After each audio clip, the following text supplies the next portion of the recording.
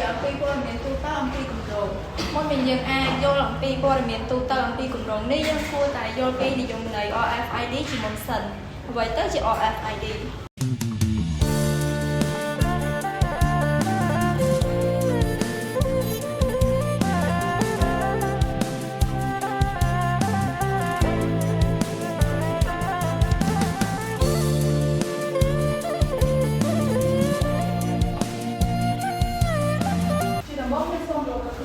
đây mà tụi nó thì nếu mà trong stand đi với em bây giờ đó mà quan trọng là mình sẽ đi chụp thoa từ đầu mấy giờ mà chuyện gì nhưng khi chúng ta thấy ngay chỉ có thể rồi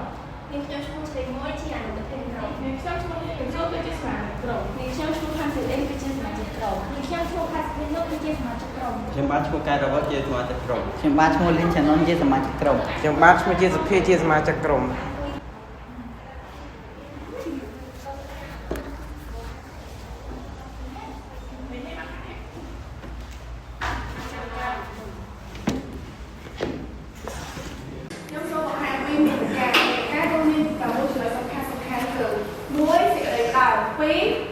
ព័ត៌មានអំពីគម្រោង3សកម្មភាពនិងគម្រោងថវិកានៃគម្រោង4ការបែងចែកទូនាទីការប្រជុំនិងរបាយការណ៍5ឧបសម្ព័ន្ធ6ឯកសារយោ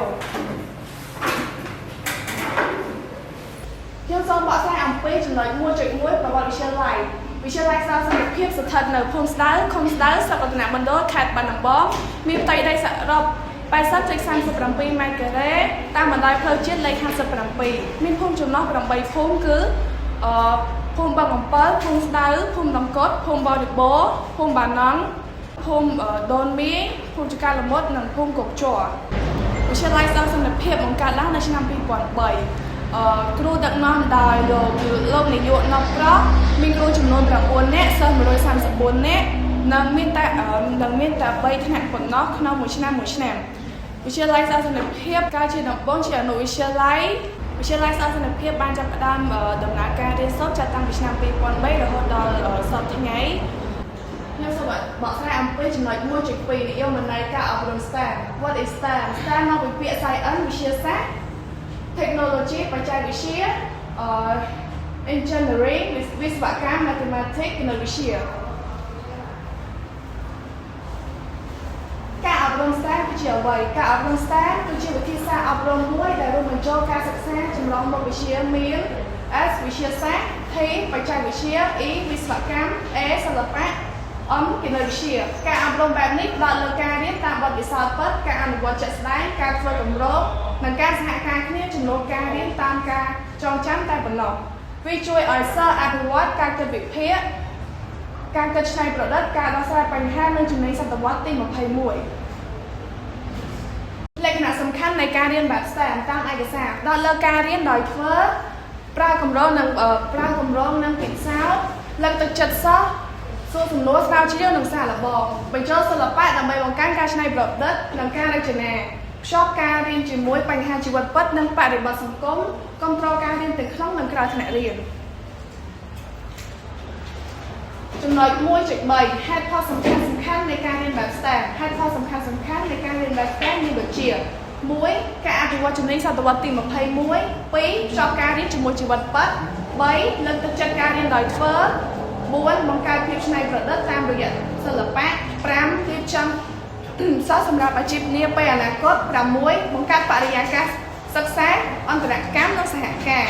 ការរៀនបែប STEM មានសារៈសំខាន់ព្រោះវាជួយអភិវឌ្ឍជំនាញសតវត្សទី 21 ដូចជាការគិតវិភាគការគិតច្នៃប្រឌិតការដោះស្រាយបញ្ហានិងការសហការវាភ្ជាប់ការរៀនជាមួយជីវិតពិតតាមរយៈការរៀនដោយធ្វើគម្រោងនិងពិសោធន៍ការបញ្ចូលសិល្បៈជួយបង្កើនភាពច្នៃប្រឌិតនិងការរចនាហើយរៀបចំសិស្សឲ្យមានសមត្ថភាពសម្រាប់អាជីពនិងការងារនាពេលអនាគតការបកស្រាយរបស់ខ្ញុំត្រូវបានបញ្ចប់ខ្ញុំសូមប្រកល់ទូនាទីនេះទៅកាន់មិត្តរួមក្រុមរបស់ខ្ញុំបកស្រាយបន្តសូមអរគុណ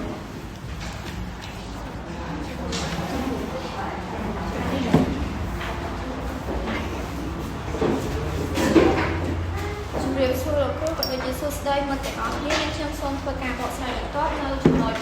2.1 ហើយនិយាយអំពីព័ត៌មានទូទៅអំពីគម្រោងមុននឹងយើងអាចយល់អំពីព័ត៌មានទូទៅអំពីគម្រោងនេះយើងគួរតែយល់ពីនិយមន័យ RFID ជាមុនសិនអ្វីទៅជា RFID គឺជាបច្ចេកវិទ្យាមួយដែល ប្រើរលកវិទ្យុនិងបញ្ជូនទិន្នន័យរវាងឧបករណ៍ពីរគឺ RFID tag និង RFID card RFID មានពាក្យពេញថា Radio Frequency Identification គម្រោង RFID Attendance System វាគឺជាប្រព័ន្ធ IoT មួយសម្រាប់កត់ត្រាវត្តមានសិស្សឬបុគ្គលិកដោយស្វ័យប្រវត្តិដោយប្រើ ESP8266 ដែលមាន Wi-Fi built-in និងប្រើ RFID RC522 សម្រាប់អាន UID ពីកាតហើយទិន្នន័យវត្តមាននៅពេលវេលាត្រូវបានផ្ញើទៅក្នុង Google Sheet តាមរយៈ Google Apps Script ហើយ LCD display ត្រូវបង្ហាញស្ថានភាពភ្លាមៗដើម្បីជូនដំណឹងដល់អ្នកប្រើប្រាស់គម្រោងនេះអាចជួយកាត់បន្ថយការកត់ត្រាដោយដៃហើយក៏អាចពង្រីកបន្ថែមបានដូចជា dashboard សម្រាប់វិភាគទិន្នន័យនិង Telegram bot សមស្របសម្រាប់សាលារៀននីមួយៗពិសេសសាលារៀនដែលមានសិស្សច្រើនហើយក៏សមស្របនឹងបរិបទនៅកម្ពុជាផងដែរប្រព័ន្ធនេះមានអត្ថប្រយោជន៍ជាច្រើនដូចជាកាត់បន្ថយពេលវេលាកាត់បន្ថយការកត់ត្រាដោយដៃហើយព័ត៌មាននិងទិន្នន័យទាំងអស់ត្រូវបានរក្សានៅក្នុង Google Sheet ងាយស្រួលក្នុងការត្រួតពិនិត្យកែប្រែនិងចែករំលែកហើយក៏ជួយសម្រួលបន្ទុកដល់លោកគ្រូអ្នកគ្រូនិងអ្នកគ្រប់គ្រងហើយក៏អាចបង្កើតភាពជឿជាក់ក្នុងការកត់ត្រាវត្តមានសិស្សផងដែរសរុបមកគម្រោង RFID Attendance System វាគឺជាបច្ចេកវិទ្យាស្វ័យប្រវត្តិមួយសម្រាប់កត់ត្រាវត្តមានសិស្សដោយប្រើរលកវិទ្យុហើយមិនពុំចាំបាច់ត្រូវការប៉ះពាល់ដោយផ្ទាល់ឬចុះហត្ថលេខាលើក្រដាសដោយផ្ទាល់ឡើយជាបន្តនេះខ្ញុំសូមពន្យល់ពីគ្រឿងមង្គលនេះខ្ញុំសូមរៀបរាប់ពីគ្រឿងមង្គលនៃគម្រោងនេះដែលមានគ្រឿងមង្គលសំខាន់ដូចជា ESP8266 Jumper Wire Breadboard Booster Power Supply RFID RC522 និងកាតខ្សែ USB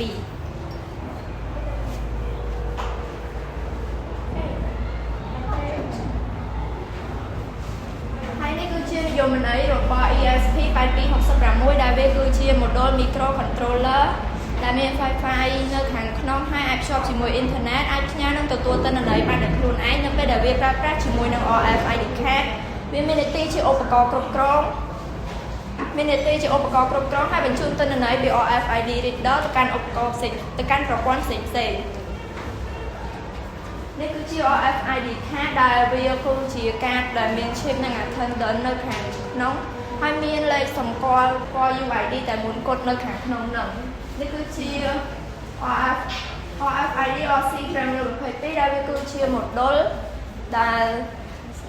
វាគឺជា model សម្រាប់អាននិងសរសេរទិន្នន័យពី RFID card ឬ RFID tag ដោយរលកវិទ្យុនេះគឺជា buzzer ដែលវាគឺជាឧបករណ៍សម្រាប់បញ្ចេញសំឡេងនៅពេលដែលយើង scan ការបកស្រាយរបស់នាងខ្ញុំត្រូវបានបញ្ចប់ជាបន្តនាងខ្ញុំសូមប្រកល់ភារកិច្ចនេះជូនទៅដល់សមាជិកក្រុមជាអ្នកបកស្រាយបន្តទៀតខ្ញុំឡើងមកបកស្រាយបន្តពី 2.1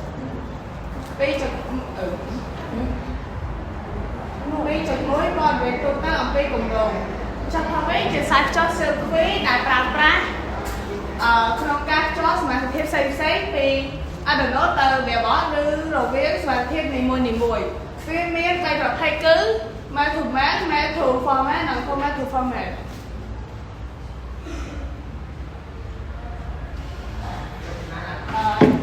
និងពីចំណុចបន្តPower Supply គឺជាអង្គវិធានដែលគ្រប់គ្រងថាមពលអគ្គិសនីដល់ប្រព័ន្ធក្នុងរបបខ្សែ USB គឺជាឧបករណ៍សំខាន់សម្រាប់ការភ្ជាប់រវាងបន្ទះ Arduino និងកុំព្យូទ័ររវាងត្រូវបានប្រើប្រាស់សម្រាប់ការដំណើរការនៃការផ្ទេរកូដអាប់ដេតពីកុំព្យូទ័រទៅ Arduino board និងដល់ថាមពលដល់បន្ទះ Arduino ពីចំណុចបន្តគឺជាទីតាំងអនុវត្តគម្រោងប្រព័ន្ធចាំវត្តមានសិស្សដែលប្រើការ scan គឺត្រូវបានអនុវត្តនៅក្នុងវិទ្យាល័យស្ដៅសន្តិភាពជាបន្តខ្ញុំសូមតែទូរទស្សន៍ដល់សមាជិកបន្ទាប់សួរលោកសូមខ្ញុំឡើងមកបកស្រាយបន្តពីសមាជិកក្រុមរបស់ខ្ញុំនៅចំណុច 2.3 ការវិភាគនិងការ ការកំណត់បញ្ហាសម្រាប់គម្រោងមានដូចជាការកត់ត្រាវត្តមានដោយដៃយឺតនិងខាតពេលវេលាកើតមានកំហុសក្នុងការកត់ត្រាវត្តមានសិស្សអាចខ្វែងបង្រំឈ្មោះគ្នាជំនួសគ្នាចោះឈ្មោះគ្រូត្រូវចំណាយពេលវេលាយូរក្នុងការពិនិត្យមើលទិន្នន័យមិនអាចពិនិត្យមើលទិន្នន័យបានភ្លាមខាតផងដូចជាក្រដាស់និងពេលវេលាប្រើប្រាស់ក្រដាស់ច្រើននិងងាយបាត់បង់មិនសមស្របនឹងសម័យបច្ចេកវិទ្យាថ្មីសិស្សខ្វះឱកាសក្នុងការអនុវត្តស្ទើរជាក់ស្ដែងចូលដល់ចំណុចការដោះស្រាយបញ្ហាសម្រាប់គម្រោងដើម្បីដោះស្រាយបញ្ហាសម្រាប់គម្រោងយើងត្រូវប្រើការ SORID ចំនួនការចូលវត្តមានដោយដៃសិស្សគ្រាន់តែ scan កាតដើម្បីដាក់វត្តមានត្រូវបានកត់ត្រាភ្លាមការចូលវត្តមានលឿនមិនចំណាយពេលច្រើនជួយកាត់បន្ថយកំហុសក្នុងការកត់ត្រាមិនអាចឲ្យសិស្សផ្សេងទៀតចូលវត្តមានចំនួនគ្នាបានទិន្នន័យវត្តមានត្រូវបានរក្សាទុកដោយស្វ័យប្រវត្តិទ្រង់មើលទៅលើវត្តមានសិស្សបានងាយស្រួលមិនចាំបាច់ប្រើសៀវភៅឬក្រដាស់ច្រើនអាចពិនិត្យវត្តមានបានភ្លាមនិងងាយស្រួលសរុបវត្តមានបានប្រចាំថ្ងៃងាយរៀបចំរបាយការណ៍វត្តមានបានប្រចាំថ្ងៃជួយគ្រប់គ្រងទិន្នន័យសិស្សបានល្អកាត់បន្ថយការងាររបស់គ្រូជួយសាលានឹងប្រើប្រាស់បច្ចេកវិទ្យាទំនើបចូលដល់ចំណុច 2.4 គោលបំណងនិងការបង្កើតគម្រោងនិងទទួលនិងលទ្ធផលជាក់ស្ដែងនៃគម្រោងគោលបំណងមានដូចជាអភិវឌ្ឍប្រព័ន្ធកាត់វត្តមានសិស្សឲ្យមានប្រសិទ្ធភាពបង្កើតប្រព័ន្ធដែលអាចកត់ត្រាវត្តមានសិស្សបានយ៉ាងត្រឹមត្រូវនិងរហ័សប្រើប្រាស់បច្ចេកវិទ្យាក្នុងការដោះស្រាយបញ្ហាជាក់ស្ដែងអភិវឌ្ឍជំនាញរបស់សិស្សកាត់បន្ថយកំហុសក្នុងការកត់ត្រាវត្តមានលើកកម្ពស់ការគ្រប់គ្រងទិន្នន័យសិស្សចំណែកឯលទ្ធផលវិញមានដូចជាប្រព័ន្ធចូលវត្តមានអាចជំនួសការអាចដំណើរការបានពិតប្រាកដសន្សំពេលវេលាសម្រាប់គ្រូបង្រៀននិងទិន្នន័យវត្តមានភាពត្រឹមត្រូវនិងងាយស្រួលប្រើប្រាស់បង្កើនការយល់ដឹងអំពីបច្ចេកវិទ្យា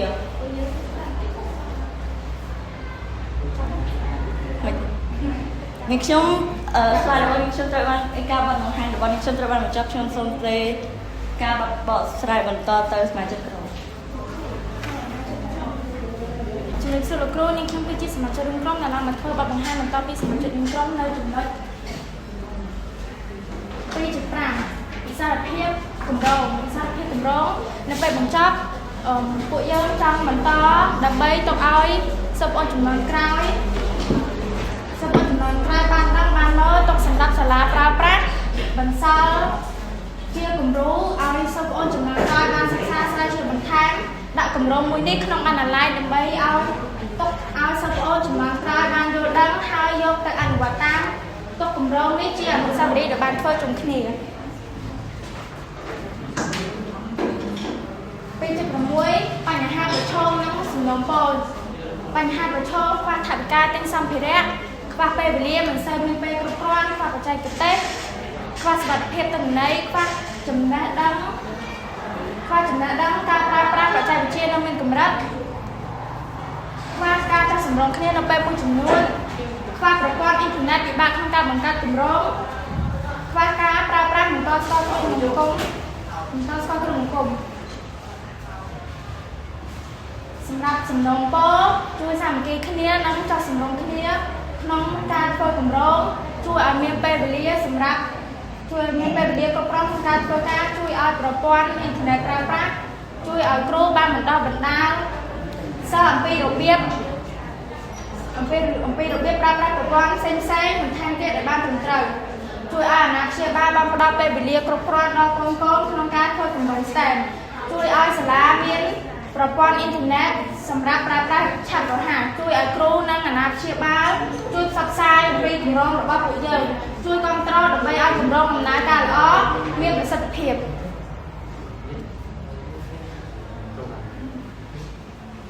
សន្និដ្ឋាននៅសាលារៀនការកត់ត្រាអវត្តមានសិស្សដោយដៃអាចមានការយឺតយ៉ាវហើយមានកំហុសដើម្បីដំណើរស្រាយគម្រោងនេះ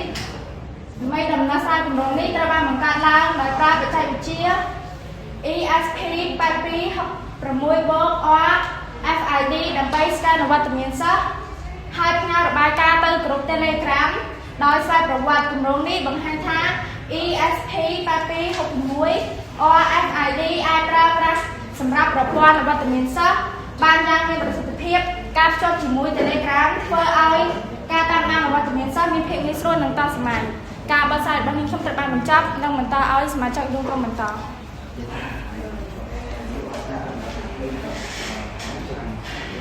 ខ្ញុំសូមឡើងបកស្រាយបន្តពីវត្តរួមក្រុមរបស់ខ្ញុំ 3.1 អត្ថប្រយោជន៍នៃគម្រោង STEM គម្រោងមួយនេះត្រូវការរួចមានប្រយោជន៍ដូចជា 1. ប្រព័ន្ធនេះអាចកាត់បន្ថយពេលវេលានិងកំហុសដែលកើតឡើងពីការកត់ត្រាដោយដៃ 2. ការអានការ RFID ដែលមានភាពត្រឹមត្រូវនិងលឿន 3. ទិន្នន័យវត្តមានត្រូវបានផ្ញើនិងរក្សាទុកនៅក្នុង Google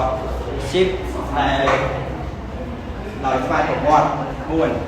ងាយស្រួលក្នុងការត្រួតពិនិត្យកែប្រែនិង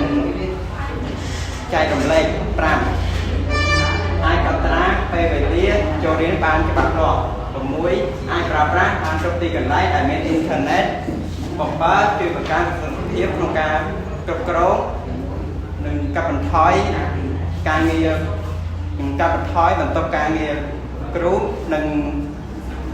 អ្នកគ្រប់គ្រង 8. បង្កើនភាពជឿជាក់ក្នុងការកត់ត្រាវត្តមាន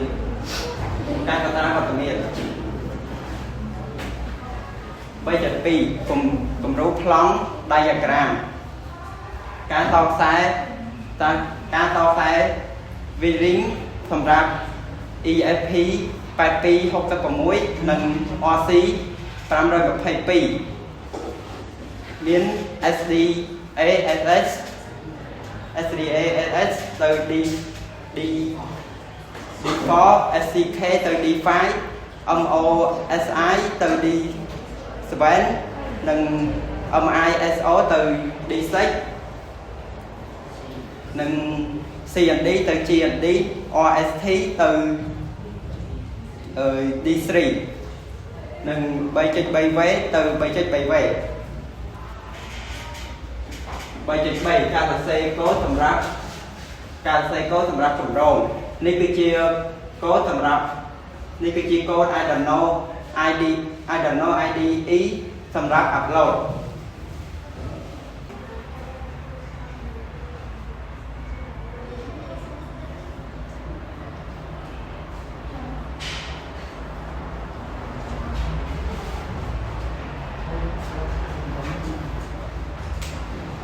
ការបកស្រាយរបស់យើងខ្ញុំត្រូវបានបញ្ចប់ខ្ញុំសូមកោភារកិច្ចនេះទៅមិត្តរួមក្រុមរបស់ខ្ញុំ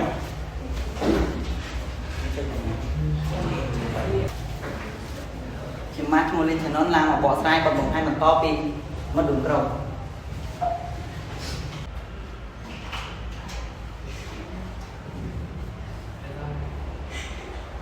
4.3 3.1 ស្កាប់គេដំឡើងសម្ភារៈនិងតេស្តសាកល្បងការអនុវត្តក្នុងស្តានការសាកល្បងនិងវិតម្លៃសាកល្បងការងារដែលបានបង្កើតផលិតផលកត់ត្រាលទ្ធផលនិងវិតម្លៃ 3.5 លទ្ធផលដែលទទួលបានពីគម្រោងការវត្តគម្រោង STEM ទទួលបានលទ្ធផលដូចជាសិភៅរបាយការណ៍វីដេអូខ្លីនិងផលិតផលការធ្វើបទបង្ហាញនិងការវិតម្លៃពីគណៈកម្មការ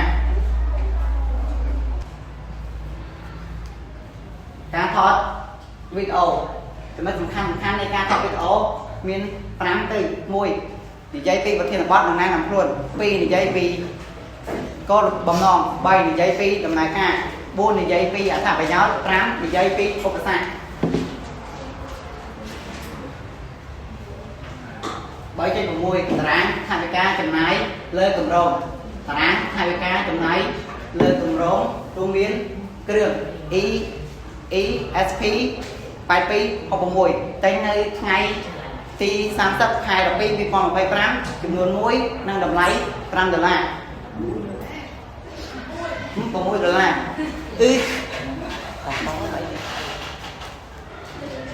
2 OSID ORC 522ជាមួយនឹង OSI ខាតតែនៅថ្ងៃទី30 ខែ 12 2025 ចំនួន1តម្លៃ$2 Booster តែនៅថ្ងៃទី30 ខែ 12 2025 ចំនួន1តម្លៃ$0.75 បែបបតតែនៅថ្ងៃទី30 ខែ 12 2025 ចំនួន1តម្លៃ$1.50 ចាំផើ virus តែនៅថ្ងៃទី30 ខែ 12 2025 ចំនួន10ខ្សែដែលមានតម្លៃ$1.30 ខ្សែ USB តែនៅថ្ងៃទី10 ខែ 1 2026 ចំនួន1ដែលមានតម្លៃ$0.55 សរុបអស់$12.10 4.1 ការបង្កើតក្រុមពួកយើងបង្កើតក្រុម Telegram ទុកដើម្បីទុកវិភាសាគ្នាក្នុងការធ្វើគម្រោងប្រព័ន្ធចុះវត្តមានសិទ្ធិដូចនេះការបកស្រាយរបស់ខ្ញុំត្រូវបានបញ្ចប់ខ្ញុំសូមទេស្លាយបន្តទៅមិត្តរួមក្រុមបន្តសូមអរគុណ ជំរាបសួរលោកគ្រូសួស្តីអ្នកទាំងអស់គ្នាខ្ញុំបាទឈ្មោះជាសុភាឡើងមកធ្វើបទបង្ហាញ 4.2 ការបែងចែកទូនាទីគម្រោងប្រព័ន្ធចូលវិទ្យាមានសិស្សឲ្យប្រើការ scan មានសមាជិកចំនួន 8 នាក់កញ្ញាតិនហេងហេងជាប្រធានក្រុមកញ្ញាឆេងមួយជាអនុប្រធានក្រុមកញ្ញាហេងវិនសួរជាសមាជិកក្រុមកញ្ញាខាន់ស៊ីអ៊ីងគឺជាសមាជិកក្រុមកញ្ញាហាសុភានុគឺជាសមាជិកក្រុមកែវរាវុធគឺជាសមាជិកក្រុមលេងឆានុនគឺជាសមាជិកក្រុម 4.3 ការថែការប្រជុំប្រចាំក្រុមសកម្មភាពការប្រជុំក្រុមជាមួយគ្រូដឹកនាំការបរិច្ឆេទឬស្នៀតថែរទៀតអ្នកចូលរួមយុវជនទាំង 7 នាក់ទីតាំងប្រជុំនៅផ្ទះសមាជិកក្រុមការប្រជុំក្រុមរសៀលខែប្រហោះយុវជនទាំង 8 នាក់នៅផ្ទះសមាជិកក្រុមការប្រជុំជាមួយគ្រូដឹកនាំរសៀលខែសៅរ៍យុវជនទាំង 8 នាក់នៅផ្ទះសមាជិកក្រុមការប្រជុំក្រុមរសៀលខែអាទិត្យយុវជនទាំង 8 នាក់តាមរយៈអនឡាញ 4.4 ការតាមដានត្រួតពិនិត្យនិងវិតម្លៃការអនុវត្តគម្រោង STEM ការលម្អនៅមូលដ្ឋានការកែលម្អចំណុចខ្វះខាតឲ្យបានប្រសើរឡើងវិញរៀបចំការធ្វើបង្ហាញនិងចែករំលែកលទ្ធផល